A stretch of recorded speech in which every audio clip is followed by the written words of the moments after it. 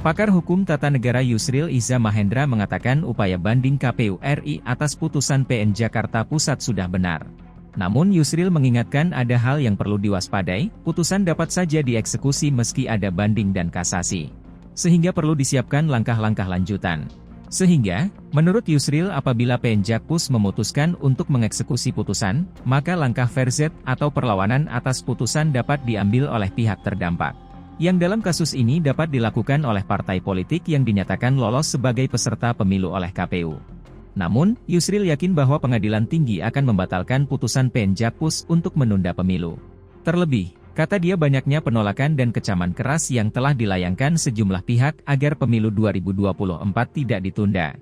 Sebelumnya, Komisi Pemilihan Umum, KPU, resmi mengajukan permohonan banding atas putusan Pengadilan Negeri, PN, Jakarta Pusat. Hal ini terkait putusan yang mengabulkan gugatan Partai Rakyat Adil Makmur, Prima, untuk seluruhnya dengan menghukum KPU menunda tahapan pemilu 2024. Kepala Biro Advokasi Hukum dan Penyelesaian Sengketa KPU Andi Krisna mengatakan pihaknya telah menyerahkan memori banding kepada Panitera PN Jakarta Pusat, Jumat, 10 Maret 2023. Andi mengatakan pendaftaran permohonan banding itu lebih cepat dari tenggat 14 hari setelah putusan dibacakan Hakim PN Jakarta Pusat terhitung pada Kamis, 2 Maret 2023.